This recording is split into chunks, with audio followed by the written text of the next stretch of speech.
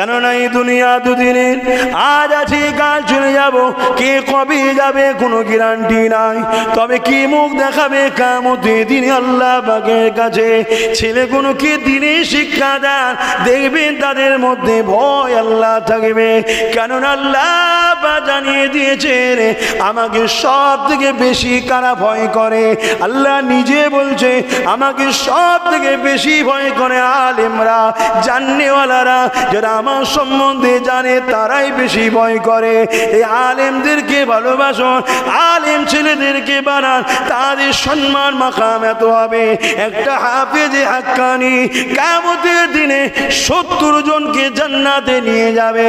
এমন 70 জনকে নিয়ে যাবে যারা কিনা জাহান্নামে ঘোষণা হয়ে যাবে, কিন্তু হাফেজে কোরআনটা দাঁড়িয়ে যাবে, ও রব্বি আল্লাহ পাক, এটা আমার জায়গির বাড়ির চাচা ছিল, এটা আমার জায়গির বাড়ির চাচি ছিল, এটা আমার জায়গির বাড়ির এলাকার ভাই ছিল।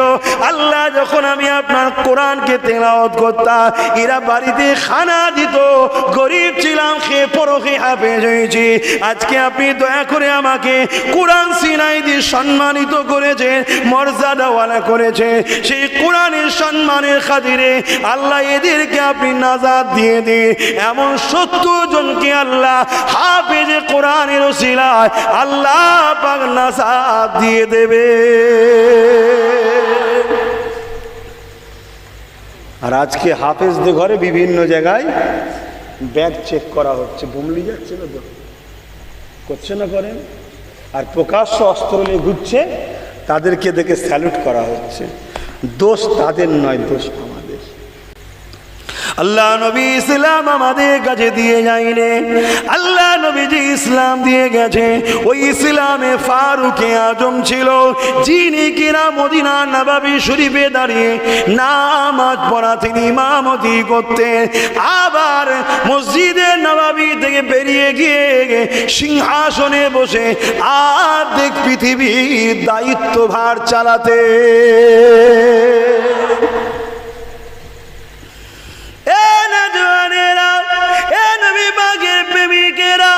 কষ্ট হলো মেনে নিতে হবে, যদি তুমি আখিরাতের বিশ্বাসী হও। কষ্ট হলো মেনে নিবার অভ্যাস করো, যদি তুমি আখিরাতের বিশ্বাসী হও। দেরি হলো তোমাকে পরিবর্তন হয়ে যেতে হবে কবরে, যদি তুমি কবরের আযাবকে বিশ্বাস করো, নচেত তোমার আখিরাত বরবাদ হয়ে যাবে, সেদিন কোনো উপায় থাকবে না। কেননা ওলিয়া যার তো খুদা বেজার হয়ে যাবে। এ যুবকেরা কিয়ামতের দিনে আল্লাহ আলেমদের ঘরে বলবে, যাও তোমরা জান্নাতে চলে যাও। ওই সময় তারা যখন যেতে যাবে, একদল মানুষ তাদেরকে রাস্তায় আটকে দেবে। এ আল্লাহর আলেম বান্দা, আপনারা দুনিয়ার জমিনে ওয়াজ করতে, বড় বড় হাদিস আমাদেরকে শোনাতে, আল্লাহ নবী বলেছিলেন, এ আমার সাহাবারা, আল মারউ মা মান হাব্বা, দুনিয়ায় যে যাকে ভালোবাসবে তার সঙ্গে জান্নাতে যাবে। তাহলে আজ দুনিয়ার জমিনে আমরা তো আপনাদেরকে ভালোবেসেছিলাম, আপনারা যা বলতেন তাই মেনে নিতাম, আপনাদের পিছনে ইক্তিদা করে নামাজ পড়েছিলাম, আপনাদের মজলিসে গিয়ে বসতাম, আপনাদের সঙ্গে কথা বললে সমাজে নিষেধ ছিল, তাও ভয়কে অপেক্ষা করে আপনাদের পিছনে কাতারে দাঁড়িয়ে যেতাম। আপনারা যখন ডান দিক বলতেন ডান দিকে যেতাম, আপনারা যখন আগে বলতেন আগে যেতাম। আপনারা যেভাবে লিডারশিপ দিয়েছেন আমরা তো মেনে নিয়েছিলাম। আজ দুনিয়ার জমিনে কোনো কারণে ধরা পড়ে গেছি। আজকে সেই হাদিসটা কেন বাস্তবায়ন হচ্ছে না? আল্লাহ নবী বলেছেন, আল মারউ মা মান হাব্বা, ভালো তো আপনাদেরকে বেসেছি, দুনিয়ায় অনেক অর্থ দেওয়া হয়েছিল আপনাদেরকে ত্যাগ করার জন্যে, অর্থ ত্যাগ করেছি, আপনাদেরকে ত্যাগ করিনি। দুনিয়ায় অনেক অর্থ দিয়ে আপনাদেরকে বদনাম করাবার জন্য মিথ্যা নাটক করানো হয়েছিল, অনেকে ফেঁসে গিয়েছিল, মিথ্যাভাবে আপনাদের নামে অভিযোগ দিয়েছিল, আমরা কিন্তু দিইনি। কেননা আমরা মেনে নিয়েছিলাম আল উলামা ওয়ারাসাতুল আম্বিয়া, এরা নবীর ওয়ারিস, এদের গায়ে কালি আমরা লাগাতে যাব না। কেননা এদের গায়ে কালি লাগালে শুধু এদের গায়ে লাগবে না, নবী পাকের গায়ে লেগে যাবে। নবীর ওয়ারিস কি করে এত বড় অন্যায় করে, এদের গায়ে দাগ লাগালে রাসূলুল্লাহর হাদিসে দাগ লেগে যাবে, এত ত্যাগ স্বীকার করেছি, কিন্তু ওই হাদিসটা আজকে কেন বাস্তবায়ন হচ্ছে না?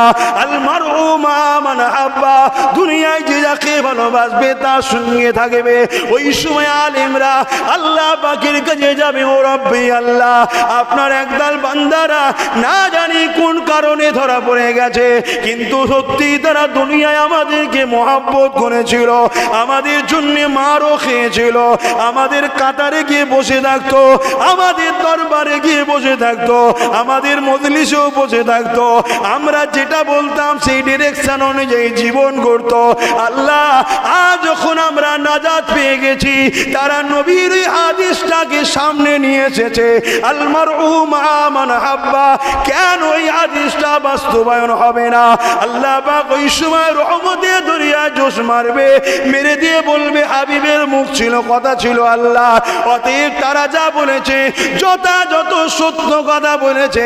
এ আলেম বান্দা যাও, যারা দুনিয়া জমিনে তোমাদের পাশে দাঁড়িয়েছিল, তোমাদের কাতারে ছিল, তোমাদের পিছনে ছিল, তোমাদের নেতৃত্ব মেনে চলেছিল, আজকে তাদের ঘরে নিয়ে আমার জান্নাতে চলে যা।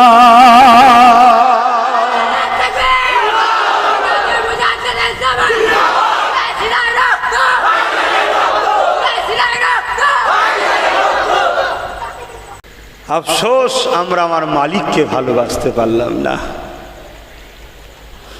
অথচ আমাদের আব্বা জান হযরত ইব্রাহিম আলাইহিস সালাম আল্লাহ পাককে কিভাবে মহব্বত করেছিলেন, কিভাবে প্যার করেছিলেন।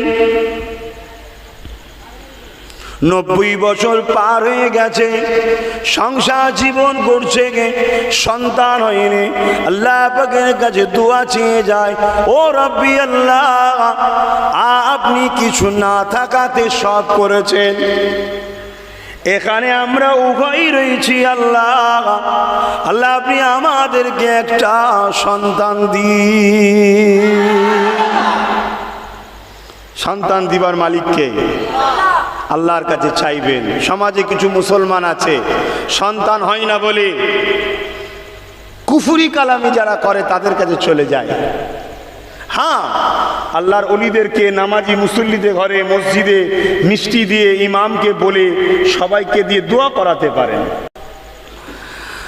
আব্বা জান হযরত ইব্রাহিম আলাইহিস সালাম আল্লাহ পাকের কাছে রোনাজারি করে ফরিয়াদ করে, ও রব্বি আল্লাহ পাক, আমি ইব্রাহিম আপনার দাস, আপনার কাছে দোয়া চাই, আল্লাহ আপনি আমার ঘরে একটা সন্তান দান করুন। আল্লাহ, সন্তান যে কত নিয়ামতের জিনিস, সন্তান যে কত মুতাবাক্কাক জিনিস, আল্লাহ ছাড়া অন্য কারো দিবারও ক্ষমতা নাই। কোটি কোটি টাকার মালিক দুনিয়া দুনিয়া ঘুরে বেড়াচ্ছে, পৃথিবীর কোনো ডাক্তার বাকি নাই, কোনো কবিরাজ বাকি নাই, ওষুধ খেয়ে খেয়ে নিজে খোদ ওষুধ হয়ে গেছে, তারপরও সন্তান নাই। আছে না? না। অথচ এমনও গরিব আছে হয়তো বেচারি ভ্যান চালিয়ে খায়, বা 4,000, 5,000, 8,000, 10,000 টাকার কোনো কাজ করে, 3টে 4টে 5টা বাচ্চা আছে, আছে না? নাই। তা দিবার মালিককে আল্লাহ। আব্বাজা হযরত ইব্রাহিম আলাইহিস সালামের দোয়া কবুল হয়ে গেল। 60 বছর থেকে দোয়া চাইছে, 90 পার হওয়ার পর কবুল হয়েছে। ভেবে চিনতে দেখুন, আল্লাহ পাক একটা সন্তান দিলেন, যে সন্তানটা চাঁদ বললে তো বড় কম হবে, কেননা নবীরা হলেন নূরের। শুধু আমার নবী নয়, আল্লাহ আমার নবীর নূর থেকে তো কায়নাত তৈরি করেছে। প্রতিটা নবীদের সম্পর্ক জান্নাত থেকে, আল্লাহ তাদের শরীরকে স্পেশাল জান্নাত থেকে তৈরি করে, আর জান্নাতটাও হলো নূরের।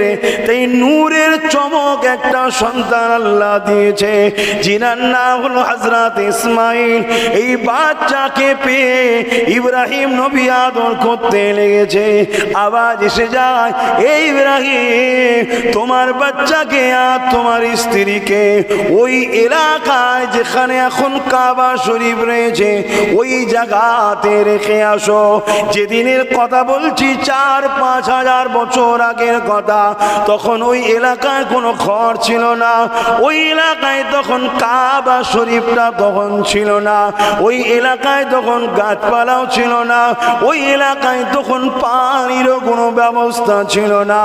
আল্লাহর হুকুম করলেন, ইব্রাহিম যাও তোমার বাচ্চার স্ত্রীকে রেখে আসো। এতদিনের দুয়ার ফল পেয়েছি আল্লাহ, একটু আদর করছি, কিছুদিন তো রাখতে দেন না। কোনো প্রশ্ন নয়, কেন রাখবো তাও নয়, আল্লাহ হুকুম দিয়েছে। ইব্রাহিম নবী তৈরি হয়ে গেছে।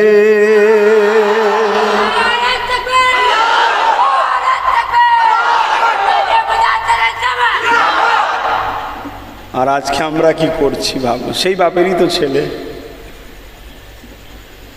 এগুলো ভাবার বিষয় ভাই, এগুলো শুনে নিজেদের মধ্যে ভাবাতে হয়, তাহলে দেখবেন একদিন ভেতর থেকে একটা পরিবর্তনের আওয়াজ উঠবে যে না অনেক হয়েছে, তওবা করো, ফিরে আসো। এই না ভাবলে না ভাবালে পরিবর্তন হওয়া যায় না। আব্বাজান হযরত ইব্রাহিম খলিলুল্লাহ, আম্মাজান হযরত হাজরা হুজুরের কাছে গেলেন। হে আমার প্রাণের স্ত্রী, আল্লাহ পাক হুকুম করে দিয়েছে, হে আমার প্রাণের স্ত্রী তৈরি হয়ে যাও, তোমাকে আর বাচ্চাকে নিয়ে যাওয়া হবে। কোথায় যাবে, কি জন্যে যাবে, এতটুকু কিছু কথা নয়। স্ত্রীও জিজ্ঞাসা করে না কেন যাব, কোথায় যাব। আজ আমরা তো একটা প্রশ্ন করলে বা কিছু বললে আমাদের বেটিরা, মায়েরা, বোনেরা সংসার জীবনে স্বামীর মুখের উপরে হাজারো প্রশ্ন করে। আল্লাহ নবী বললেন কিয়ামতের দিনে আল্লাহ ওই নারী থেকে মুখ ঘুরিয়ে নেবে যে কিনা তার স্বামীর সঙ্গে কথা কাটাকাটি করে। যদি কারো বাড়ি থাকে তাহলে কি করতে হবে, বুঝাতে হবে। কেন আপনি কি চান আপনার স্ত্রী জাহান্নামী হোক? তাহলে তাকে বুঝাতে হবে, দেখো তুমি যেটা করছো এটা আমার রাসূল নিষেধ করেছে, আল্লাহ কিয়ামতের দিন তাকাবে না। এবং তোমারও উচিত, স্ত্রীটা যখন মিজাজি দেখছো, তুমি তাকে যখন ভালোবাসো, তাহলে তাকেও একটু আদর করে সেইভাবেই বুঝাও যাতেও কাটাকাটি না করে কথাটা। উভয়কেই চেষ্টা করতে হবে। তুমি যদি এই ব্যবহারটা দেখাও, তোমার হৃদয়ের খবর কে জানে আল্লাহ, যে হারে আমার বান্দাটা দেখ নিজের উপরে কষ্ট চাপিয়ে, আমার বান্দি তার না স্ত্রী কিন্তু বান্দি তো আমার, তাকে বাঁচাবার জন্য চেষ্টা করছে, আল্লাহ তোমার উপরেও খুশি হবে। আম্মাজানকে সাথে করে নিয়ে হযরত ইব্রাহিম খলিলুল্লাহ রওনা দিলেন। সঙ্গে হযরত ইসমাইল শিশু বাচ্চা, দুধের বাচ্চাকে নিয়ে রওনা দিলেন।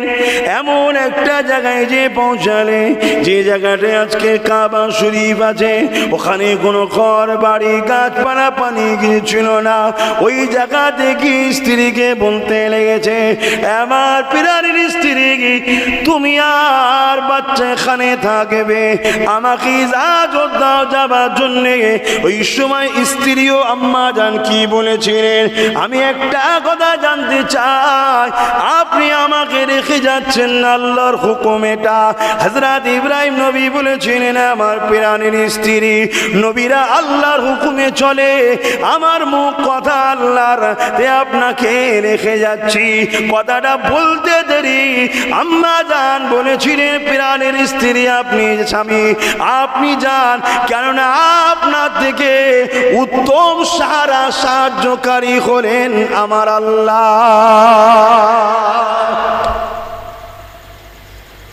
কিন্তু আজ আমাদের মুখ দিয়ে কি বেরোয়, আমার স্বামীর যদি কিছু হয়ে যায়, আমার বাচ্চার ভবিষ্যৎ কি হবে বলবেন না। দোয়া করুন আল্লাহ স্বামীকে বাঁচিয়ে রাখুন। ভবিষ্যৎ স্বামীর হাতে নেই, আল্লাহর হাতে আছে। স্বামী থাকার ওপরও ভবিষ্যৎ করতে পারে না, আর স্বামী চলে যাওয়ার পরও আল্লাহ অনেকের ভবিষ্যৎ করে দেয়। অতএব আল্লাহর হাতে। এসব কথা না বলে আল্লাহর উপরে ভরসা রাখতে হবে। স্বামী যখন ভালো কাজে যাবে, সন্তান যখন ভালো কাজে যাবে, তাকে রুকা ঠিক নয়, তাকে উৎসাহিত করা দরকার। তুমি আল্লাহর খুশির জন্য যাচ্ছ, আল্লাহর হুকুমে যাচ্ছ, যাও, আমার কোনো আপত্তি নাই, আমি তোমার সাথে আছি, উৎসাহিত করছি তোমাকে আমি, তুমি এগিয়ে যাও। ঠিক ইসমাইল আলাইহিস সালামকে যখন আব্বাজান ইব্রাহিম সাল্লামও জিজ্ঞেস করেছিলেন, বাবা আল্লাহর হুকুমে আমি তোমায় জবাই করব, কুরবানি দেবো, হযরত ইসমাইল আলাইহিস সালামের কথা শোনা শেষে বলেছিলেন, আব্বা জান আপনি দেরি করবেন না, কেননা আপনি দেরি করবেন না, আল্লাহ যখন আপনি কুরবানি আমায় করে দেন, জবাই আমায় করে দেন। এই কথাটা শুনে হযরত ইব্রাহিম আলাইহিস সালাম সন্তানের দিকে তাকিয়ে আছে। কি বলছো বাবা, তুমি সবে হালকা বয়স, তুমি চলতে শুরু করেছো, এমন করে কাবাটা তওয়াফ করেছি, তুমি পাক কাবা তৈরি করেছি, তুমি পাথরটা ধরে ধরে তৈরি তুলে দিয়েছ, বাচ্চা তুমি কি বলো, তুমি কি বুঝতে পারছো?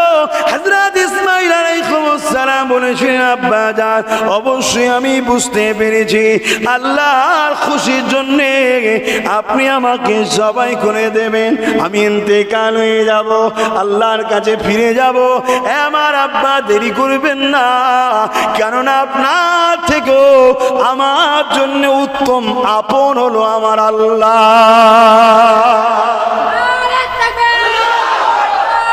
আল্লাহ দেখুন মা কেমন, বাচ্চা কেমন। এজন্য আমরা যদি একটু ভালো হই, আমাদের বাচ্চাও আল্লাহ ভালো দেবে।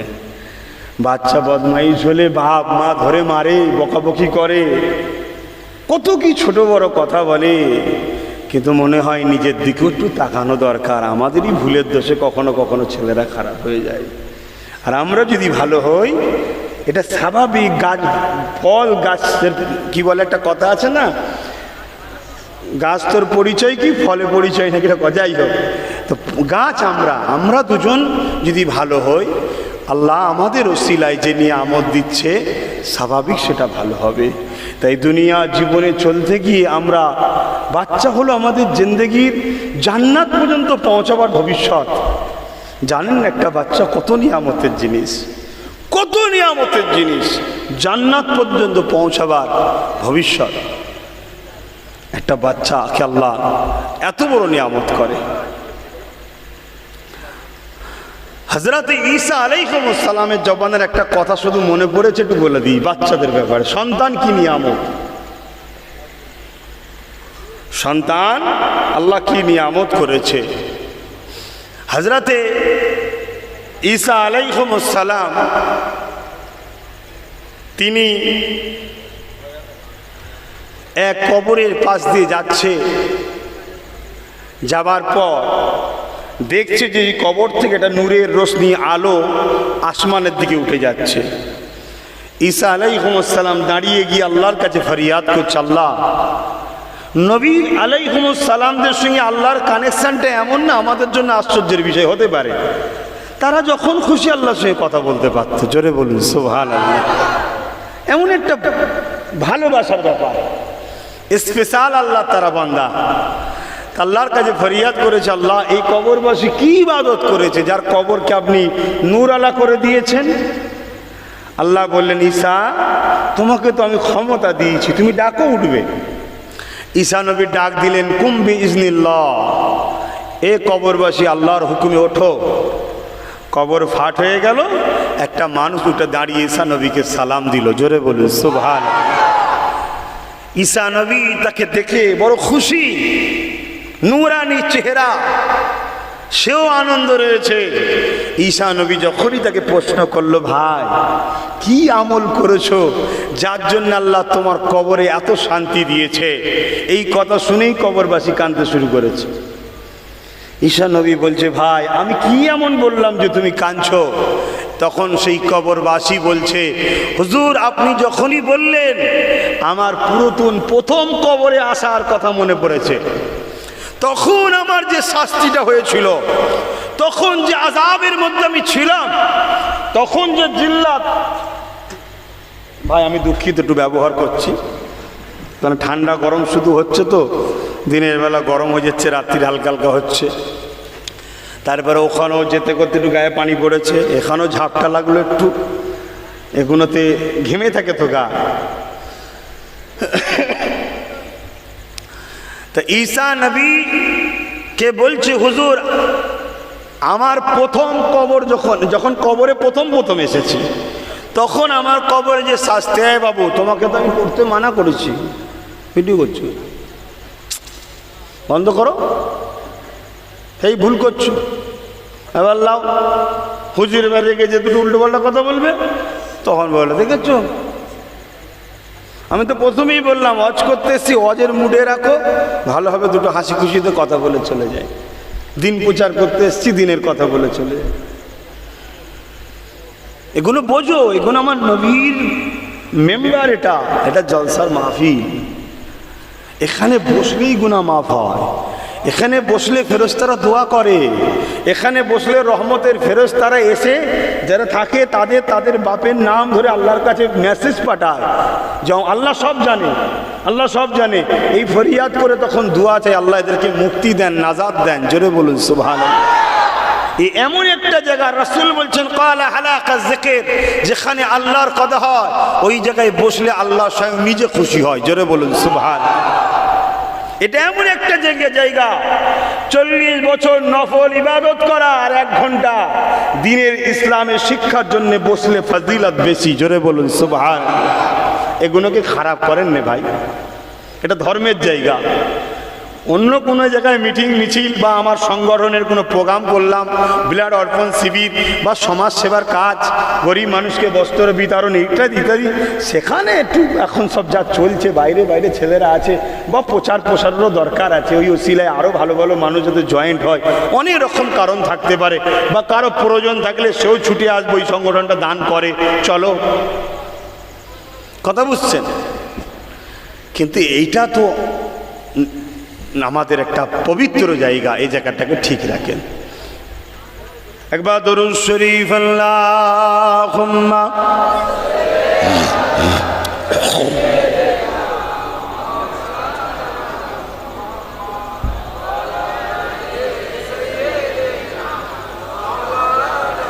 একটু চেপে যাওয়া যায় কি দেখেন না, মানুষজন দাঁড়িয়ে আছে, আসতে পারছে না, একটু দেখেন সহযোগিতা করুন। দরুদ শরীফ আল্লাহুম্মা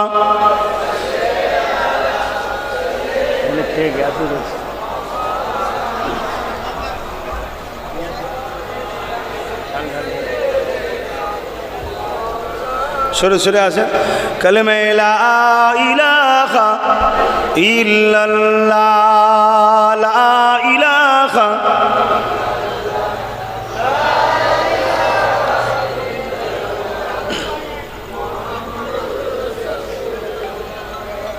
কালেমা লা ইলাহা ইল্লাল্লাহ।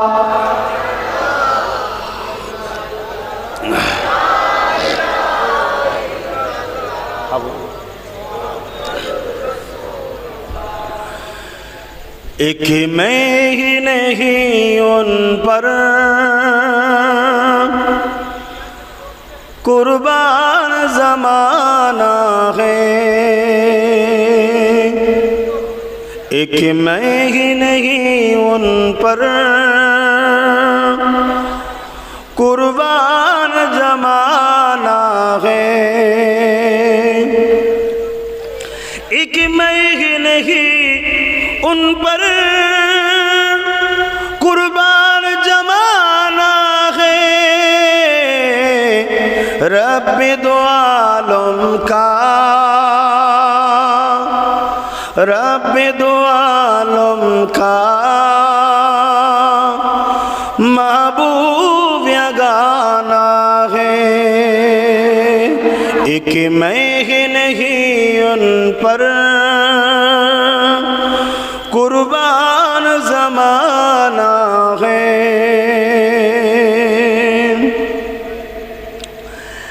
कल पुल से जिसने हमें खुद ही पार लगाएगा,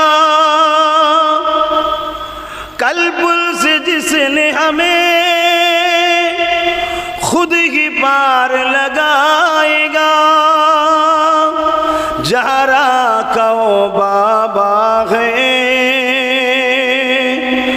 हसनैन का नाना है। आरो जोरे बोलून, जहरा का वो बाबा है, हसनैन का नाना है। एक मैं ही नहीं उन पर कुर्बान जमाना है। अल्लाहुम्मा सल्ली अला।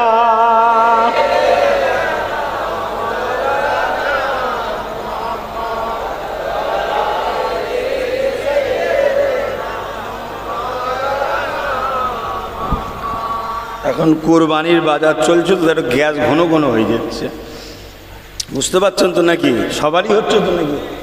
হ্যাঁ, এখন হবে, 1-2 সপ্তাহ এরকম হতে থাকবে, পিছোবার জায়গা নেই। যতই মনকে বলি থাক না, ক্ষতি হবে। কিন্তু হাঁড়ি দেখলে রসগোল্লা হার মেনে যাবে। আল্লাহ কি টেস্ট করেছে, কি সারা বছর খেয়েও মজা নেই। এর একটা আলাদা বরকত থাকে, ঠিক না বেটি? ওহ, তো ওই জন্য এখন ঘন ঘন গ্যাস হয়ে যাচ্ছে। আর গ্যাস হলেই ওপর দিকে উঠবে, আর ওপর দিকে উঠলেই তখন কথা বলতে কষ্ট হবে।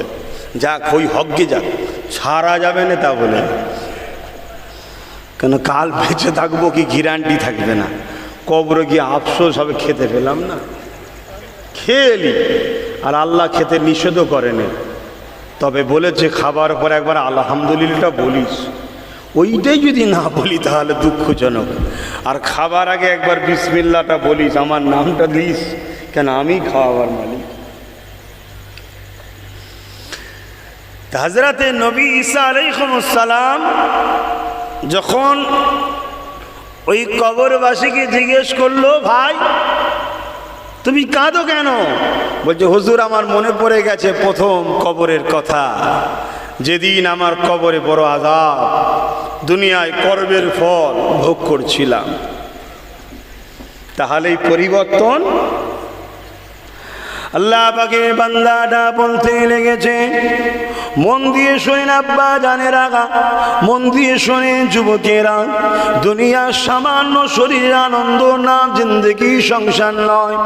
একটা ফল আল্লাহ দেয় তোমার আমার সংসার জীবনে, ওইটা কত বড় নিয়ামতের জিনিস তুমি আমি কি বুঝলাম? হযরত ঈসা নবীকে ওই মানুষটা বলতে লেগেছে, আমি যখন দুনিয়ার জিন্দেগিতে এমন করে যখন আমার বিছানা শয্যায় হয়ে গিয়েছিলাম, এমন সময়তে আমার স্ত্রী তখন গর্ভবতী ছিল, সন্তান ছিল। আমি আমার স্ত্রীকে বলেছিলাম, যদি আল্লাহ একটা পুত্র সন্তান দেয়, এই সন্তানটাকে দ্বীনের শিক্ষা দেবে। আমি তো চলে যাচ্ছি, শরীর অসুস্থ।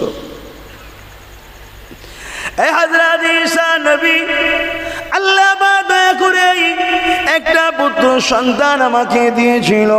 আমার স্ত্রী গর্ভবতী পুত্র সন্তান হয়েছিল। আমার স্ত্রী সন্তানটাকে দ্বীনের শিক্ষা দিয়েছিল, তওজবুর ইনজিলের শিক্ষা দিয়েছিল। এই শিক্ষায় সে বড় হয়ে আলেম হয়েছিল, আল্লাহ পাকের শুকরগুজার ইবাদতকারী বান্দা হয়েছিল।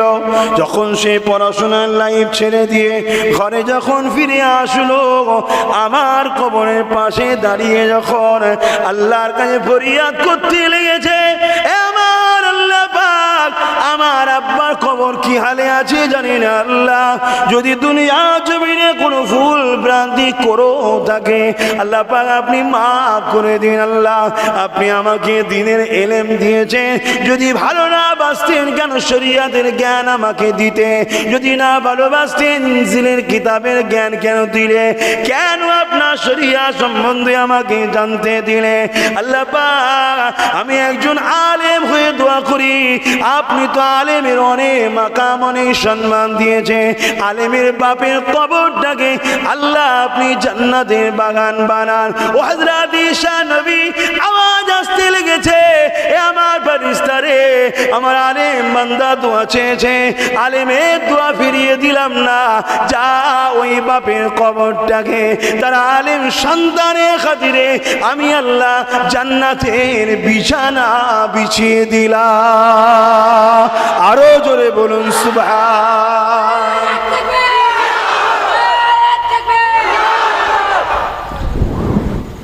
এই ওয়াজ নবী সাহাবাদের করেছিলেন, সেই ওয়াজটা আজ আমি আপনাদের করলাম। তাহলে আলেমের গুরুত্ব কত বুঝছেন? আপনার বাচ্চাকে আলেম বানান, পাশাপাশি ডাক্তারও বানান। আপনার বাচ্চাকে আলেম বানান, পাশাপাশি জজও বানান। আপনার বাচ্চাকে আলেম বানান, পাশাপাশি ডিএম বানান। আপনার বাচ্চাকে আলেম বানান, পাশাপাশি পুলিশ সুপার, এসপি বানান, বিডিও কি বলে ডিএম বানান, আরও ইত্যাদি করুন না, দুনিয়াদারিটাও করতে হবে তো। কিন্তু আপনি আপনার বাচ্চাকে আলেমও বানান। কিন্তু আজ আমার কম, যেখান থেকে আলেম তৈরি হওয়ার কারখানা, সেই কারখানাগুলো ধ্বংস হয়ে যাচ্ছে। আমার কমের তো কোনো খেয়ালই নাই। গতবারে 3 লক্ষ ছেলে মাদ্রাসা থেকে পরীক্ষা দিয়েছিল, এবারে মাত্র 70,000, 2,30,000 আউট। কেন? মাদ্রাসায় শিক্ষক নেই, তাই ইচ্ছা করে মাদ্রাসাগুলোকে ধ্বংস করা হচ্ছে। বিভিন্ন রাজ্যে বোলডোজার দিয়েও ভাঙা হচ্ছে। এটা দুঃখ। এর জন্যে আমরা দোষী। যারা করছে ওরা তো করবেই, যারা করছে ওরা তো করবেই। কেন? তারা ন্যায়কে ভয় করে, তারা সত্যকে ভয় করে, তারা সভ্যতাকে ভয় করে, তারা মানবতাকে ভয় করে, তারা ইনসাফকে ভয় করে, তারা ইনসানিয়াতকে ভয় করে। একজন আলেম অবশ্যই সে মানবতা হয়, সভ্যতা হয়, ইনসাফওয়ালা হয়, ন্যায়পরায়ণ হয়। কেননা তার মোস্তফার সুন্নতি তাকে শেখানো হয়। জোরে বলুন সুবহান। কিন্তু আমরা গাফিল, আমাদের হুঁশই নাই। যাক, একটা কথা আসলো, একটু বললাম। নিজের ধর্মর কালচারগুলোকে বাঁচান, নিজের ধর্মের শিক্ষা প্রতিষ্ঠানগুলোকে বাঁচান। এখন যদি খেয়াল রাখেন, আমার ফুরফুরা শরীফে কালকে যাবেন, টাইটেল মাদ্রাসাতে 14টা শিক্ষক নাই। সীতাপুরে যাবেন, 11টা শিক্ষক নাই। আমি অঙ্ক ধরে বলছি।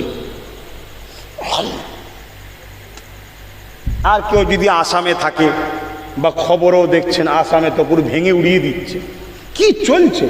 আর এটা শুধু ভারতে নয়, অন্য অন্য দেশেও চলছে। এর জন্যে বিশ্ব মুসলিম যারা লিডার তারাও দোষী, এবং আমাদের মতো মুসলিম যারা আছি আমরাও দোষী। আমরা নিজেদের ঘরে বিক্রি করি, আমরা আমাদের ভবিষ্যৎ ভাবি না। এটা বড় আফসোস ও দুঃখের বিষয়। আল্লাহ আমাদের ঘরে সৎ বুদ্ধি দেন, জ্ঞান বিবেক দেন, সত্যকে জানা, সত্যকে ধরা, সত্যের উপরে কামিয়াবি হবার তৌফিক দান করে। বোন আল্লাহুম্মা আমিন। মাফ করবেন, কাউকে ব্যক্তিগত আঘাত দিয়ে বলছি না, আমার ঘরে আগুন লেগেছে তাই আমি বলছি। যাদের ক্ষমতা আছে বললে দুটো কথা রাখে, তারা বলে না, তারা নিজের গাড়ি বাড়ির জন্য বলে, নিজের পায়খানা, নিজের বাথরুম, নিজের কলকারখানার জন্য বলে। আর যাদের ক্ষমতা নাই তারা চিল্লার কি করবে? তারপরও আল্লাহ তো সাক্ষী রইল, আমি বলেছি।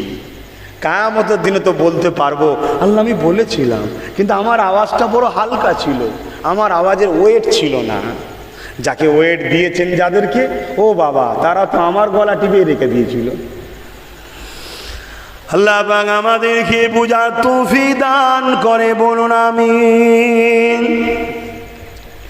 এ নওজওয়ানেরা, আসেন আবার ফিরে যাই ইব্রাহিম আলাইহিস সালামের দিকে।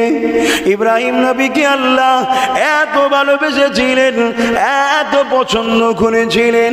ইব্রাহিম নবী যখন নিজের বাচ্চাকে নিয়ে চলে গেল মিনার ওই জমিনেতে, যেখানে কুরবানি দেবে আল্লাহকে খুশি করার জন্যে, আর আল্লাহ ইব্রাহিমকে পরীক্ষা নিচ্ছে, বাচ্চাকে না আল্লাহকে, আল্লাহর প্রেমে কোনো জিনিস তোকে রোকে কিনা, এই পরীক্ষা চলতে লেগেছে। মিনার জমিনে গেছে, অনেক বড় কথা। হঠাৎ করে ইসমাইল নবী বলেন, আব্বা দাঁড়ান। কি হয়েছে বাবা? আব্বা, আমার মনের মধ্যে একটা কথা জেগেছে, আরে মায়েদের দিল বড় নরম হয়। মা যখন আমায় দেখতে পাবে না, যখন এ খবর শুনবে, মা আমার আল্লাহর প্রেমিক, বুকে সবর করে নেবে। কিন্তু বাচ্চার জন্যে মায়ের দিলটা বড় কেঁদে উঠবে। তাই আব্বা জান আমার পরনা জুব্বাটা নিয়ে যান। যখনই আমার মায়ের কোনো কষ্ট হবে, মনে পড়বে, এই জুব্বা দেখে নিজের মনটাকে সান্ত্বনা দিয়ে নেবে।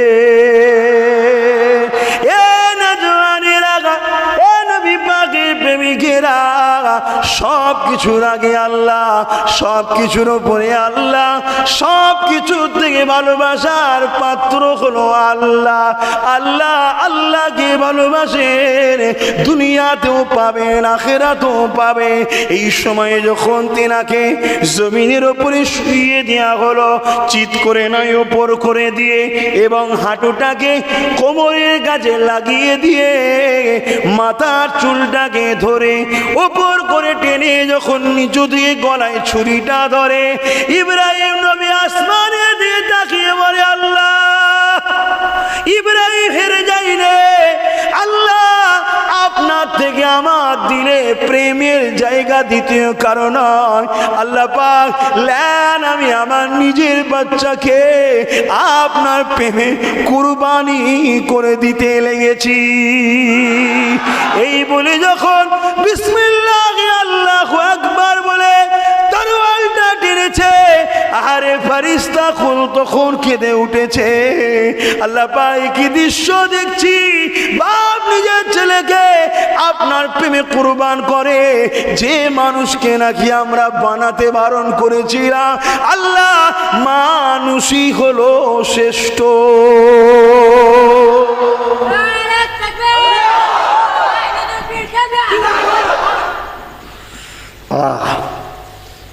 আওয়াজ হয়ে গেল, আসমানের দিকে মুখ তুলে বিসমিল্লাহ আল্লাহু আকবার বলে টানলেন, রক্ত হাতে লেগে গেল। আব্বা জানে কুরবানি হয়েছে, আল্লাহর রাহে কবুল হয়েছে। চোখ খুলে দেখছে, মাথায় হ্যাট করে দেখছে, একটা জান্নাতি পশু পড়ে রয়েছে। দুম্বা অনেকে বলে, কিন্তু জান্নাত থেকে এসেছে। কেন নবীদের সম্পর্ক বললাম জান্নাতের সাথে, তাই জান্নাতি সম্পদের বিনিময়ে জান্নাত থেকেই পাঠানো হয়েছে, দুনিয়া থেকে পাঠানো হয়নি। আর ইসমাইল নবী দাঁড়িয়ে আছে, আল্লাহ আওয়াজ দিয়ে বলছি, ইব্রাহিম আজ থেকে তুমি আমার বন্ধু। জোরে বলুন সুবহান। এত বড় ত্যাগ স্বীকার আল্লাহ আমাদের করতে বলেনি, আমাদেরকে কি বলেছে? খবরদার মা বাপকে কষ্ট দিও না, 5 ওয়াক্ত নামাজটা পড়ো, একমার রোজা রেখো। মালদার আমি করেছি, তোমার ঘরটা দেখবে, আসো কাবাটে আসো, গরিবদের ঘরে দান করো, এতিমদেরকে ভালোবাসো, বিধবাকে সহযোগিতা করো, তারাও তোমায় দোয়া করবে, তোমার সুনামও দুনিয়ায় বাড়বে, আখিরাতেও তোমার ভালো হবে। এটাই তো করতে বলেছে।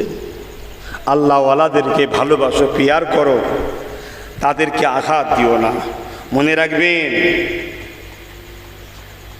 প্রত্যেকে তার বাচ্চাকে ভালোবাসে, তাই তো?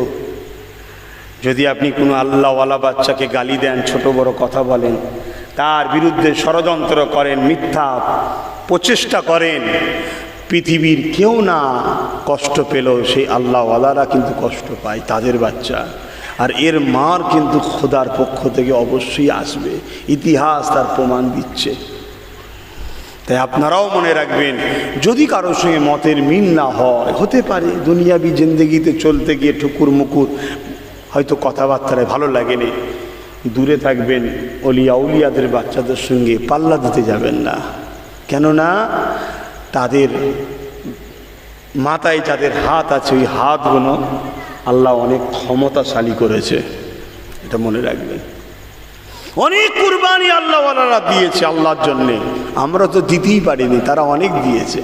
আমরা মনে করি কেন, আমি তো 1.5 লাখ টাকা দিলাম, আমি তো 2 লাখ টাকা দিলাম। 1.5 লাখ 2 লাখের ব্যাপার নয়, আল্লাহর জন্য দেওয়া হয়েছে না লোক দেখানোর জন্য দেওয়া হয়েছে, আল্লাহর জন্য দেওয়া হয়েছে না খাবার জন্য দেওয়া হয়েছে, আল্লাহর জন্য দেওয়া হয়েছে না রেশম পালন করার জন্য দেওয়া হয়েছে, আল্লাহর জন্য দেওয়া হয়েছে না সমাজকে দেখাবার জন্য দেওয়া হয়েছে। তুমি জানো আর আল্লাহ জানে, অন্যজন না জানলেও। ঠিক না বে ঠিক? তোমার নিজের জানাতেও ভুল হতে পারে, আল্লাহর জানাতে ভুল নাই। অতএব যদি তুমি খালেস অন্তরে আল্লাহর জন্য ছোটও দাও, তোমার আওকাত অনুযায়ী যদি দিল থেকে হয় ওটা কবুল হয়।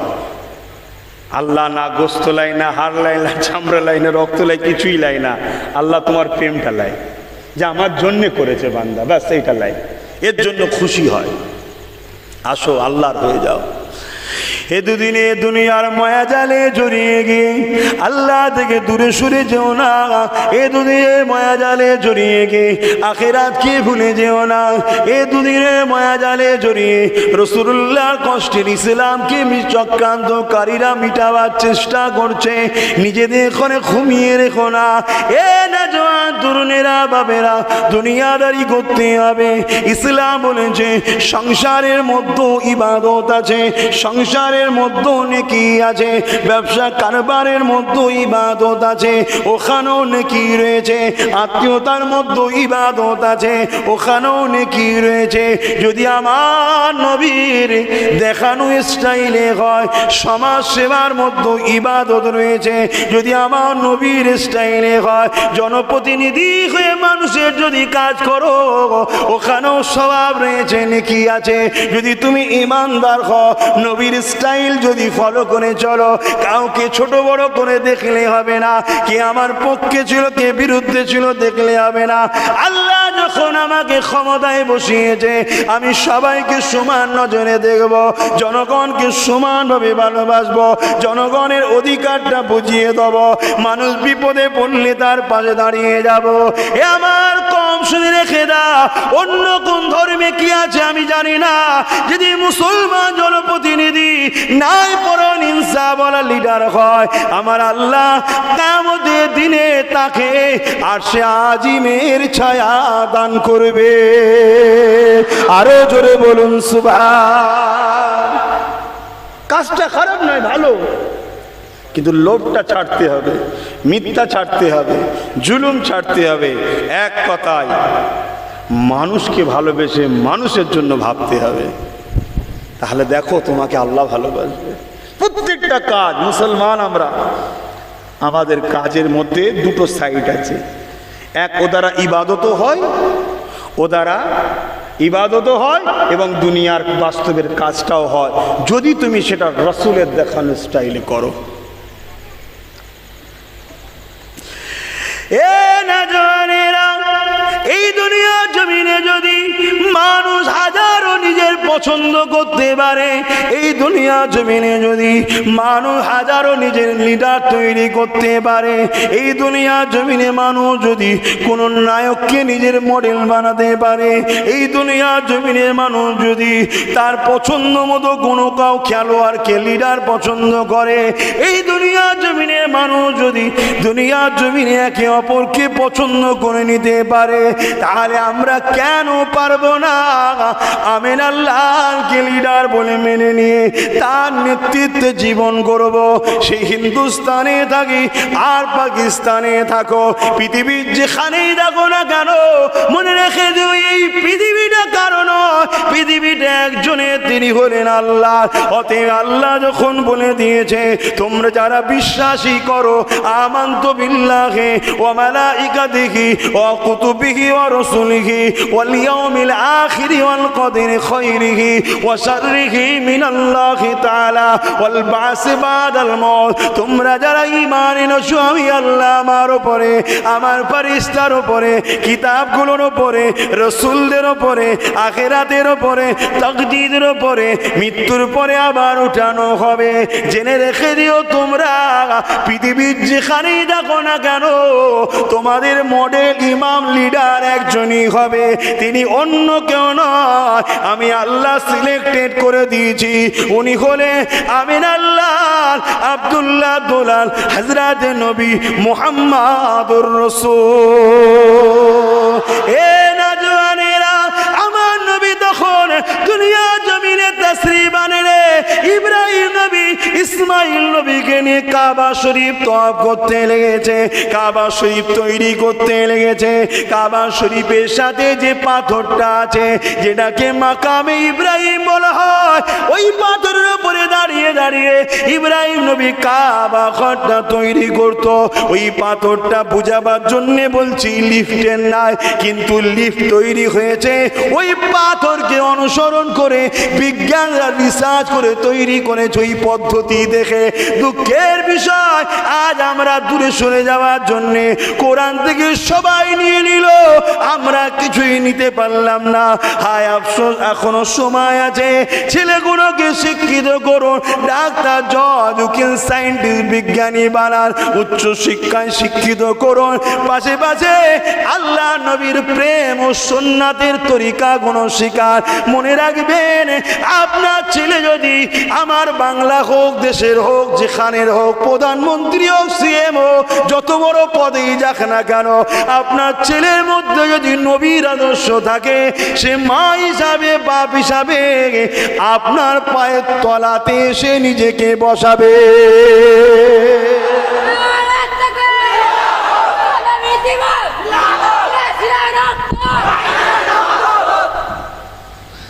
আর যদি শুধু একতরফা দাও, একটু ভিআইপি হয়ে গেলে আর বুড়ো বুড়িকে চিনতে পারবে না।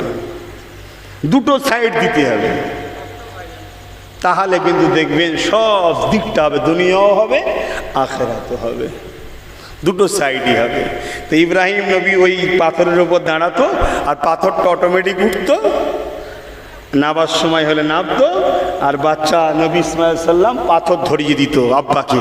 কাবা ঘর তৈরি হচ্ছে, কাবা ঘর তৈরি হয়ে গেছে। আল্লাহর কাছে দোয়া করছে, আল্লাহ আপনি হুকুম করেছিলেন, ঘর তো বানালাম, মজুরি, স্বাভাবিক কাজ করলে তো মজুরি নেব, মজুরি, পারিশ্রমিক। আল্লাহ বলছে তুমি কি চাও, যাও, আমি আল্লাহ এই ঘরটাকে আমার ঘর বলে কবুল করলাম। জোরে বলুন সুবহানাল্লাহ। আল্লাহ কিসে থাকবে না, কোনো জিনিসকে আমার বলে দেওয়া, সেই জিনিসের গুরুত্বটা বেড়ে যাওয়া। আল্লাহ যখন বলেছে আমার, গুরুত্ব বাড়বে না? বাড়বে না। সামান্য দুনিয়ায় যদি কোনো একটা ভিআইপি কারো কাঁধে একটু রেখে ফটো তুলে দেয়, তারই দাম বেড়ে যায়। এটা আল্লাহ বলছে, যিনি একটা দুটো নয় 99 তো আমরা জানি তারও বেশি পদের মালিক। কত পদের মালিক, যিনি কুল কায়নাতের সৃষ্টিকর্তা, তিনি বলছেন আমার ঘর, তো তার তো মাকাম বাড়বে। তার প্রমাণ তো এখনো দেখা যাচ্ছে। এবছরে রমজান মাসে ঈদের নামাজ হয়েছে মক্কা শরীফে, 1,20,00,000 উপরে লোক নামাজ পড়েছে। জোরে বলুন সুবহানাল্লাহ। মক্কা শরীফে কাবা যে মাইকিং সিস্টেম নামাজের যে এলাকা, সেই এলাকা পার করে জামাত চলে গেছে। লাস্টে নতুন করে স্পেশাল মাইক লাগাতে হয়েছিল। সৌদি গভর্নমেন্টও ভাবতে পারে না যে এত লোক হয়ে যাবে।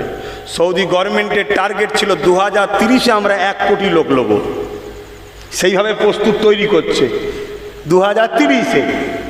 আর আলহামদুলিল্লাহ 2023-এই 1,20,00,000 লোক একসাথে কাবায় ঈদের নামাজ আদায় করেছে। জোরে বলুন সুবহানাল্লাহ। আর মদিনা শরীফে 1,10,00,000 মানুষ একসাথে নামাজ পড়েছে। জোরে বলুন সুবহানাল্লাহ। এত মানুষ যাচ্ছে, আল্লাহর ঘর বলি তো, আর আল্লাহর দোস্ত বলি। আল্লাহর সঙ্গে জুড়ে যাও, তাহলে দেখবে তোমারও দাম বাড়বে। গরিবের নামাজের দাম বেড়েছে না বাড়ে না? দাদা হুজুরের, 5 হুজুরের, তোমাদের রামপাড়ার হুজুরের দাম বেড়েছে না বাড়ে না? কেন? জুড়েছে আল্লাহর সাথে। আমরা যদি জুড়তে পারি আমাদেরও দাম বাড়বে। আমি আবার বলছি ভাই, কাল থেকে মসজিদে নিয়ে কারবার, দোকান টোকান সাইডে ফেলে দিয়ে তসবিহ পড়ে আল্লাহ আল্লাহ করো দিন রাত, এটা আমি বলছি না। ওটারও প্রয়োজন আছে, আবার দোকানও খুলতে হবে, আবার ব্যবসা করতে হবে, কিন্তু কারবারির সঙ্গে, ব্যবসায়ীর সঙ্গে 2 নম্বরই করলে হবে না। খদ্দেরকে মিথ্যা কথা বলে দিলে, মাল 2 নম্বর দিয়ে দিলে, 1 নম্বর পয়সা নিলে, এগুলো করলে হবে না। তোমাকে সততার সঙ্গে ব্যবসা করতে হবে এবং হালাল দ্রব্যর ব্যবসা করতে হবে। দেখবে আল্লাহ বরকত দেবে, আর তুমি আল্লাহর কাছে এই ব্যবসার মধ্যেও সওয়াব পাবে। জোরে বলুন সুবহানাল্লাহ। কটা ভাসছে? ঘুম ধরে যাচ্ছে কেন? টাইম আছে, তাদের শুধু ঘুম ধরে যাচ্ছে। দরুদ শরীফ আল্লাহুম্মা। আর আছে পানি?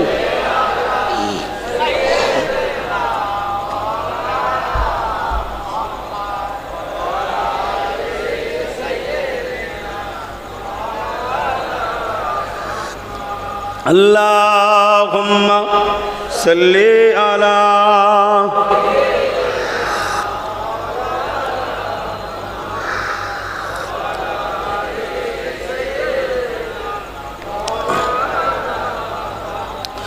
তুমি শরীকহীন, তুমি মহান, বিশ্বের মালিক তুমি ওগো দয়াবান। তুমি শরীকহীন, তুমি মহান, বিশ্বের মালিক তুমি ওগো দয়াবান। এখনো গফার তুমি, এখনো সতার, হাসরের দিনে তুমি হইবে কাহার। এখনো গফার তুমি, এখনো সতার, হাসরের দিনে তুমি হইবে কাহার। সেই দিন নেবে তুমি সত্য প্রমাণ, সেই দিন নেবে তুমি সত্য প্রমাণ। বিশ্বে মালিক তুমি ওগো দয়াবান। তুমি শরীকহীন, তুমি মহান, বিশ্বে মালিক তুমি ওগো দয়াবান। তোমারই বান্দারা তোমাকে ভুলে সুপথ হারায় কুপথে চলে। তোমারই বান্দারা তোমাকে ভুলে সুপথ হারায় কুপথে চলে। চালাও তোমার পথে ওগো দয়াময়, চালাও তোমার পথে ওগো দয়াময়। বিশ্বে মালিক তুমি ওগো দয়াময়। আল্লাহুম্মা সাল্লি আলা।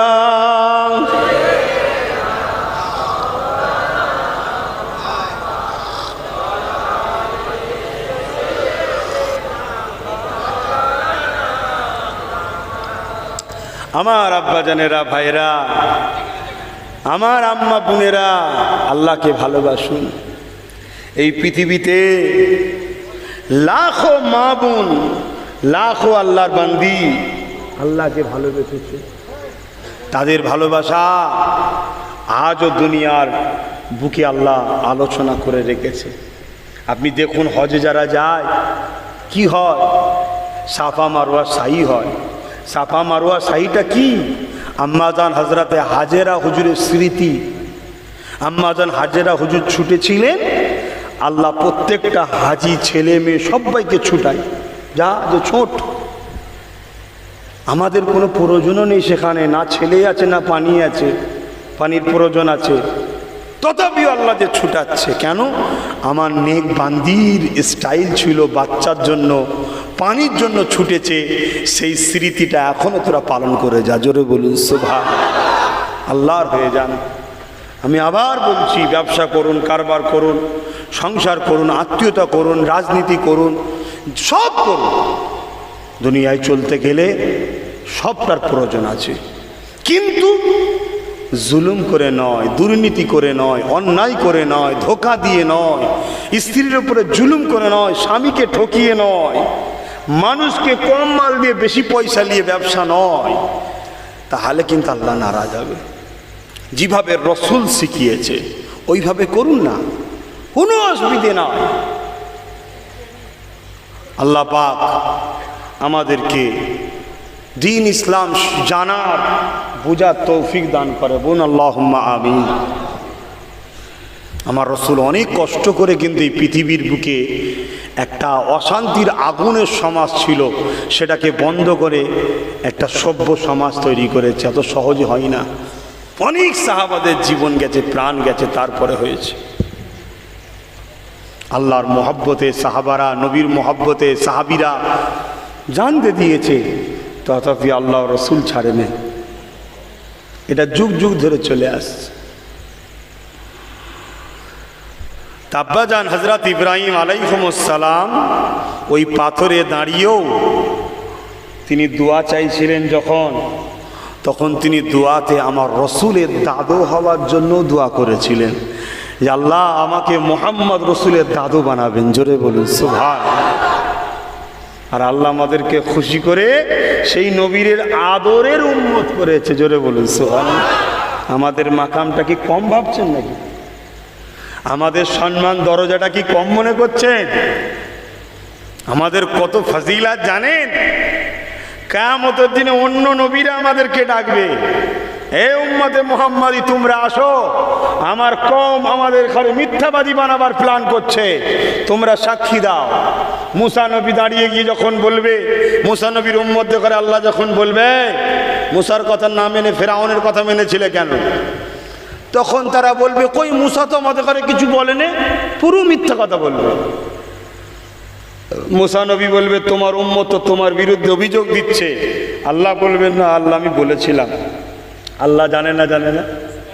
জানে। সাক্ষী নিয়ে আসো।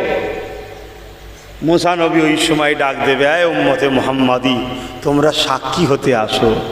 আমার রসুলের উম্মতরা যে বলবেন হ্যাঁ আল্লাহ, মুসা নবী তার উম্মতদের বলেছে বদমাইশরা মানেনি, ওরা অন্যায় করেছে, নবী সব দিনের কাজ করেছে।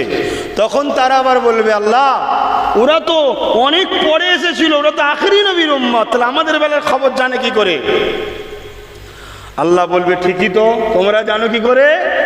তখন আমার নবীর উম্মতরা বলবেন আমাদের ঘরে আপনার দোস্ত মোহাম্মদ রসুল শিখিয়েছে। জোরে বলুন সুবহানাল্লাহ।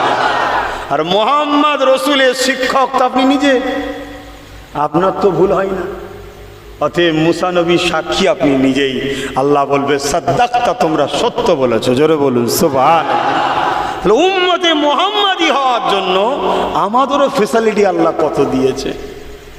কিন্তু আজকে সেই উম্মত আমার নবীর রেখে যাওয়া মিশনটাকে কে কতটা ধরে রাখতে পারলাম? আমার নবী রেখে যাওয়া স্বপ্নের সভ্যতার সমাজ, ইনসাফের সমাজ, একত্ববাদের সমাজ, নারীকে অধিকারের সমাজ, গরিবের অধিকারের সমাজ, এতিমের স্বাধীনতার সমাজ, সাম্যের প্রচার, সাম্য প্রতিষ্ঠিত সমাজ যে নবী করেছিল, হিংসা নয়, কাটাকাটি নয়, খুন নয়, ভাই ভাই মিলে যাও। এমন মিল হয়েছে, দু কামরা ঘর আছে, মক্কা থেকে মুহাজিররা গেছে, আনসারীরা এক ঘর তার ভাইকে জীবনের মতো দিয়ে দিয়েছে। জোরে বলুন সুবহানাল্লাহ। একটা জায়গা ধরুন রয়েছে তার হাফ, আনসার মদিনাওয়ালা ভাইরা মক্কাওয়ালা ভাইদের ঘরে দিয়ে দিয়েছে, যাও সারা জীবনের জন্য তোমাদের দিয়ে দিলাম। কি প্রেম শিখিয়েছে। আর আজকে আমরা মায়ের পেটের ভাইয়ের মধ্যে মিল নাই, বাপ বেড়াই মিল নাই, চাচা ভাইপোই মিল নাই। আর চাচা ভাই বললেই অনেকে হাসে, এক জ্বালা। না, হাসার জিনিস না, হাকিকাতটা বলছি, হাকিকাত বলছি, যেটা সত্য সেটা বলছি। কেউ দুনিয়ার স্বার্থে মিল নাই, কারো আবার আল্লাহর স্বার্থে মিল নাই। আল্লাহর স্বার্থে যদি মিল না থাকে, এটা তো মুহাম্মদ রসুলের সুন্নাতের সওয়াব হচ্ছে। জোরে বলুন সুবহানাল্লাহ। আর দুনিয়ার স্বার্থে যদি মিল নাই, সামান্য একটু জমির জন্য মিল নাই, এটা কত বড় অন্যায়। এক জায়গায় বসে ঠিক করে লাও না, নাই তোমার ওই ভাইটা কি চাচাটা কি মামুটা বা আপনজনটা হয়তো একটু বেশি পেয়েছে, ঠিক আছে লিখ না, একটু সুখে থাক না, এই মনটাকে বড় করো না। সেও তোমাকে সম্মান করবে যে আমি খারাপ হয়ে গেলাম রে, ও দেখলি আমাকে এই গেমটা দিয়ে চলে গেল। ও দিলে তোমার একটা রেসপেক্ট থাকবে জীবনে। ও বলবে না তুই আমার থেকে ঝেড়ে নিয়েছিস একটু, কিন্তু সারা জীবন ও তোমার কাছে কিন্তু জানবে আমি একটু বেশি নিয়েছি। একটুখানি নিজে কাউকে তো একজনকে বড় মন দেখাতে হবে। এসব কথা বলছি, আপনারা খারাপ লিখছেন না, এগুলো তো দিন ইসলামেরই আলোচনা, এগুলো তো দিন ইসলামেরই আলোচনা। আল্লাহ আমাদেরকে, আমাকেও ইসলামের জিন্দেগি দেন, ইমানের সঙ্গে মরণ নসিব করে। বলুন আল্লাহুম্মা আমিন। কেননা এই দুনিয়া দুদিনের, আজ আছি কাল চলে যাব, কে কবে যাবে কোনো গ্যারান্টি নাই। তবে কি মুখ দেখাবে কিয়ামতের দিনে আল্লাহ পাকের কাছে। ছেলেগুলোকে দিনে শিক্ষা দেন, দেখবেন তাদের মধ্যে ভয় আল্লাহ থাকবে। কেননা আল্লাহ পাক জানিয়ে দিয়েছেন আমাকে সব থেকে বেশি কারা ভয় করে। আল্লাহ নিজে বলছে আমাকে সব থেকে বেশি ভয় করে আলেমরা, জাননেওয়ালারা, যারা আমার সম্বন্ধে জানে তারাই বেশি ভয় করে। এই আলেমদেরকে ভালোবাসুন, আলেম ছেলেদেরকে বানান, তাদের সম্মান মাকাম এত হবে। একটা হাফেজে হাক্কানি কিয়ামতের দিনে 70 জনকে জান্নাতে নিয়ে যাবে। এমন 70 জনকে নিয়ে যাবে যারা কিনা জাহান্নামে ঘোষণা হয়ে যাবে, কিন্তু হাফেজে কোরআনটা দাঁড়িয়ে যাবে, ও রাব্বি আল্লাহ পাক, এটা আমার জায়গির বাড়ির চাচা ছিল, এটা আমার জায়গির বাড়ির চাচি ছিল, এটা আমার জায়গির বাড়ির এলাকার ভাই ছিল। আল্লাহ, যখন আমি আপনার কোরআনকে তেলাওয়াত করতাম, এরা বাড়িতে খানা দিত, গরিব ছিলাম, খেয়ে পরখে হাফেজ হয়েছি। আজকে আপনি দয়া করে আমাকে কোরআন সিনাই দিয়ে সম্মানিত করেছে, মর্যাদাওয়ালা করেছে।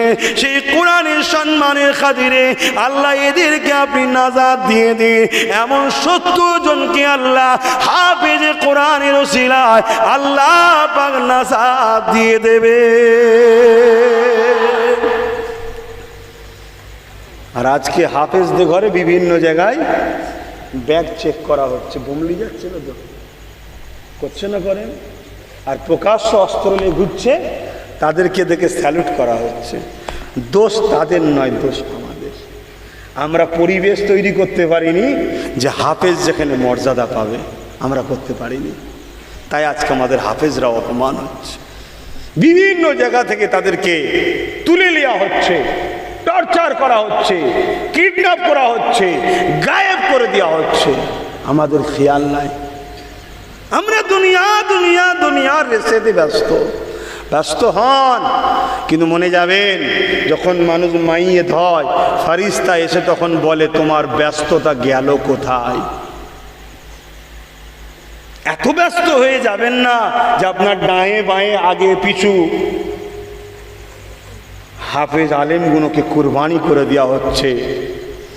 তাদেরকে বিভিন্ন নিষিদ্ধ সংগঠনের সঙ্গে জোর করে জড়িয়ে দেওয়া হচ্ছে, তাদেরকে বিভিন্ন ট্যাগ লাগিয়ে দেওয়া হচ্ছে। আর যারা লাগাচ্ছে তাদের বিরুদ্ধে আমরা বলি না, উপরন্তু হাফেজদের যারা সম্মান দেবে তাদের কথাও আমরা ভাবি না। সব জায়গায় কিন্তু যদি তুমি ইসলামের অনুসারী হও, তোমার তো আলেম লাগবে, তোমার তো লিডার আলেম, তোমার তো লিডার হাফেজ, এটা তোমাকে মানতে হবে। কিন্তু সমাজে দীর্ঘদিন আমাদেরই গাফলতিতে হাফেজ আর মৌলী সাহেবের কাজ এতটুকু, ইমামতি করো, পেট খারাপ হলে ফু দাও আর মুরগি জবাই করো, ব্যাস তোমার কাজ শেষ। না, আল্লাহ নবী ইসলাম আমাদের কাছে দিয়ে যায়নি। আল্লাহ নবী যে ইসলাম দিয়ে গেছে, ওই ইসলামে ফারুকে আজম ছিল, যিনি কিনা মদিনা নববী শরীফে দাঁড়িয়ে নামাজ পড়া তিনি ইমামতি করতেন। আবার মসজিদে নববী থেকে বেরিয়ে গিয়ে সিংহাসনে বসে অর্ধেক পৃথিবীর দায়িত্বভার চালাতে।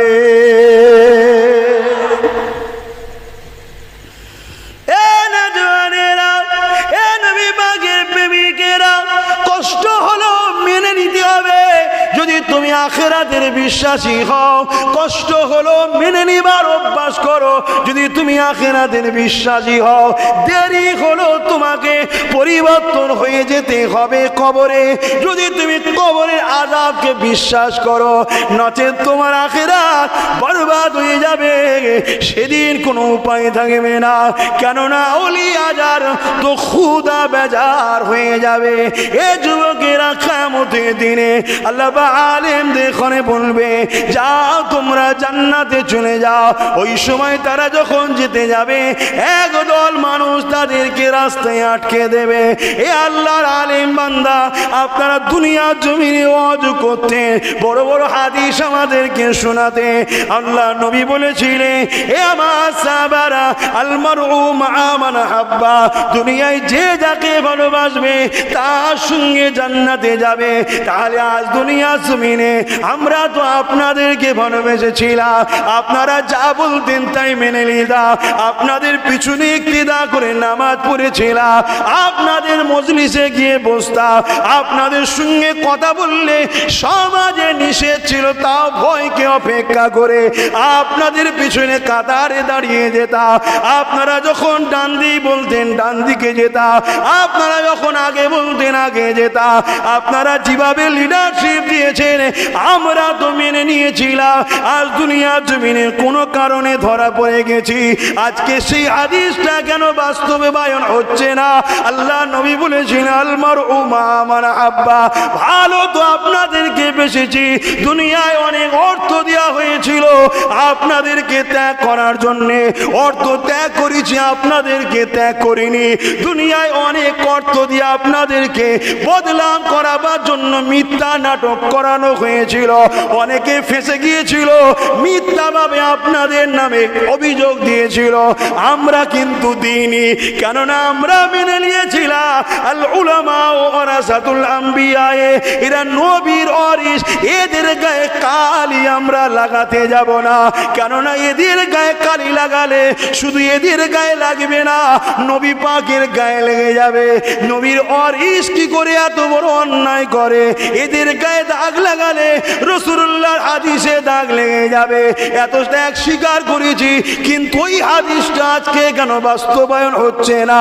আল মারউ মা মান হাব্বা, দুনিয়ায় যে যাকে ভালোবাসবে তার সঙ্গে থাকবে।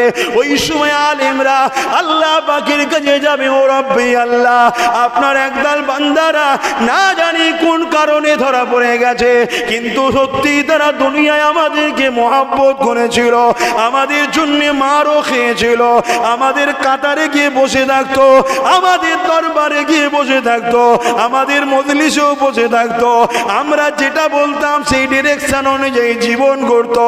আল্লাহ, আজ যখন আমরা নাজাত পেয়ে গেছি, তারা নবীর হাদিসটাকে সামনে নিয়ে এসেছে, আল মারউ মা মান হাব্বা, কেন এই হাদিসটা বাস্তবায়ন হবে না? আল্লাহ পাক ওই সময় রহমতের দরিয়া জোশ মারবে, মেরে দিয়ে বলবে হাবিবের মুখ ছিল, কথা ছিল আল্লাহ, অতএব তারা যা বলেছে যথাযথ সত্য কথা বলেছে। এ আলেম বান্দা যাও, যারা দুনিয়ার জমিনে তোমাদের পাশে দাঁড়িয়েছিল, তোমাদের কাতারে ছিল, তোমাদের পিছনে ছিল, তোমাদের নেতৃত্ব মেনে চলেছিল, আজকে তাদের ঘরে নিয়ে আমার জান্নাতে চলে যা।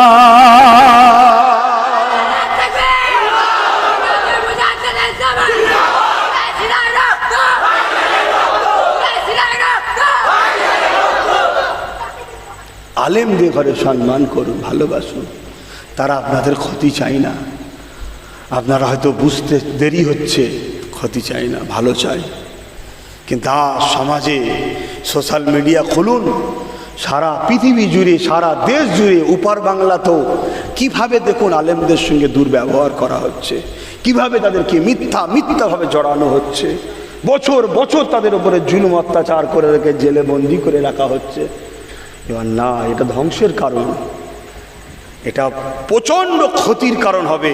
আর এই ক্ষতিতে জবাবদিহি কম, তোমাকে দুনিয়াতেও তো বরবাদ হতে হবে, আযাবের শিকার, পরকালে আল্লাহর কাছে তোমাকে জবাব দিতে হবে, তোমাকে জবাব দিতে হবে। দুনিয়ায় প্রয়োজন মানুষের আছে, কিন্তু দুনিয়া পেতে গিয়ে আখেরাত না ফসকে যায়, ওই প্রয়োজন মিটাতে যেও না। দুনিয়া পেতে গিয়ে আখেরাত না ফসকে যায়, ওই রকম প্রয়োজন মিটিয়ে লাভ নাই।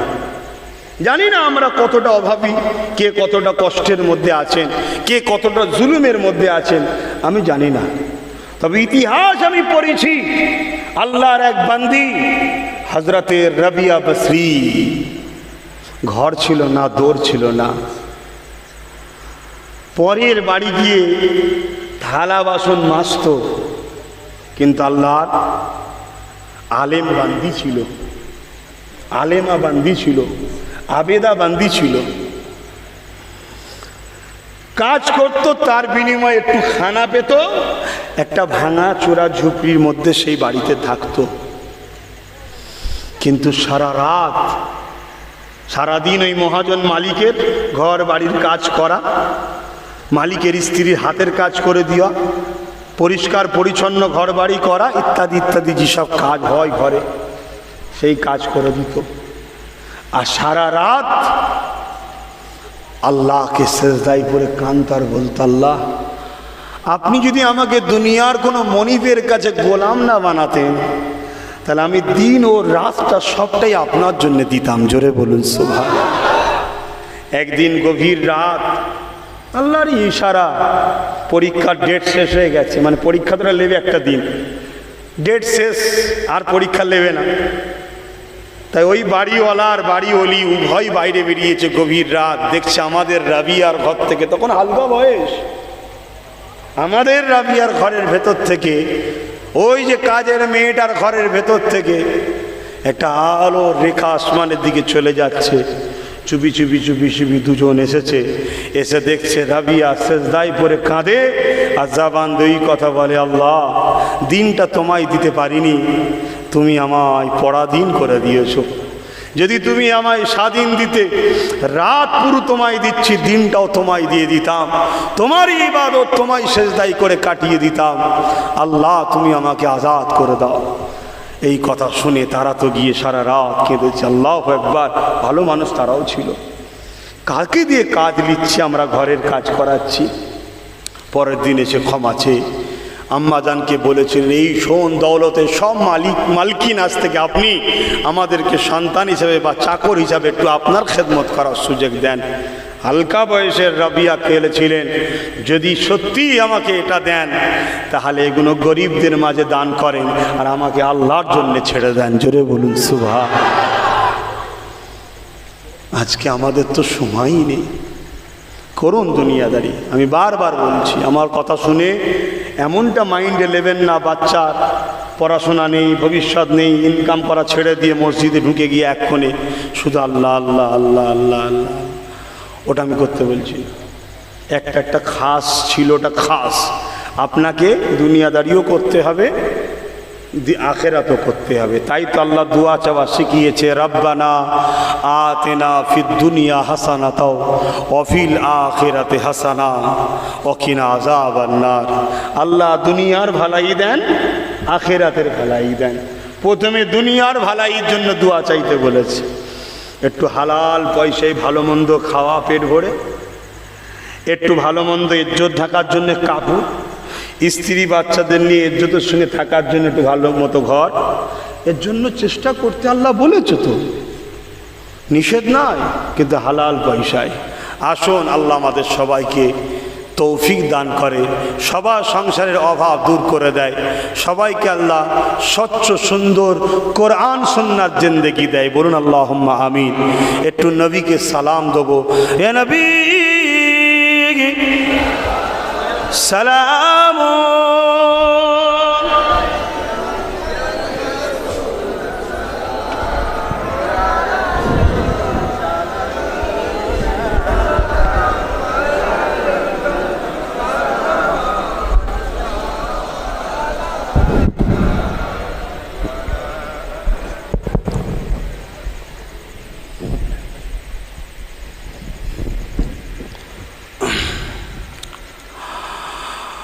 طلع البدر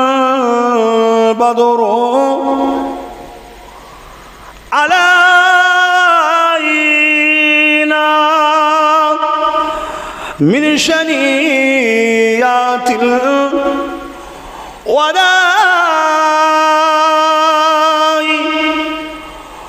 وجب الشكر علينا مع ذا لله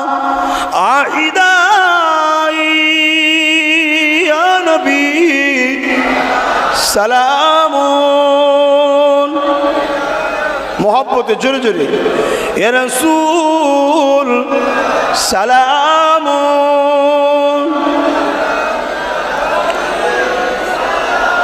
মাশাআল্লাহ মাশাআল্লাহ আল্লাহ কবুল করেন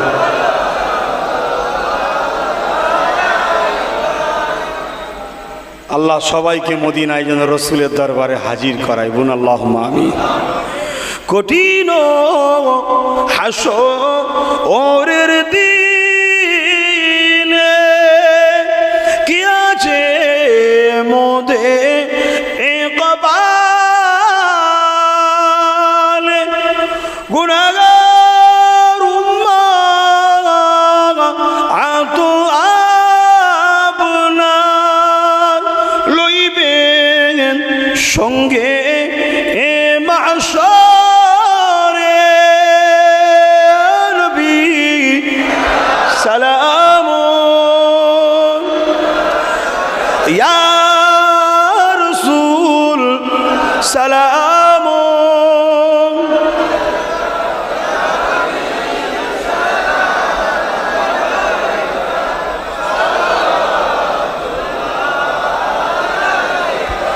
পড়িল আল্লাহ আর বাণী পোহালো দুঃখে এ রজনী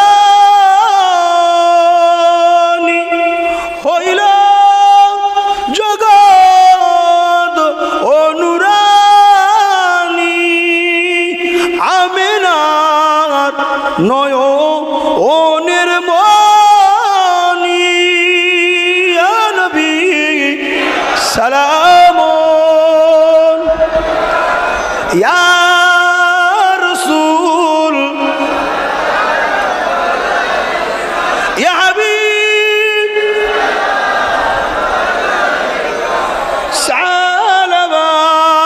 সালামাতুল্লাহ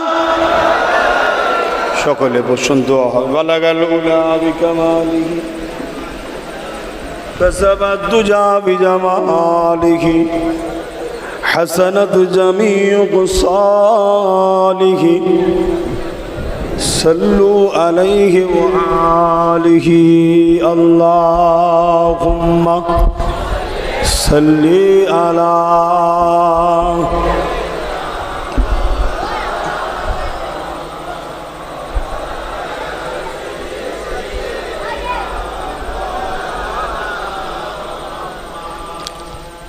اللهم صل على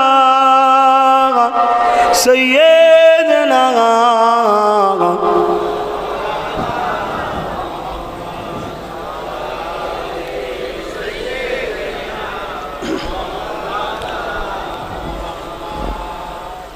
বাদশা তুমি দিন দুনিয়ার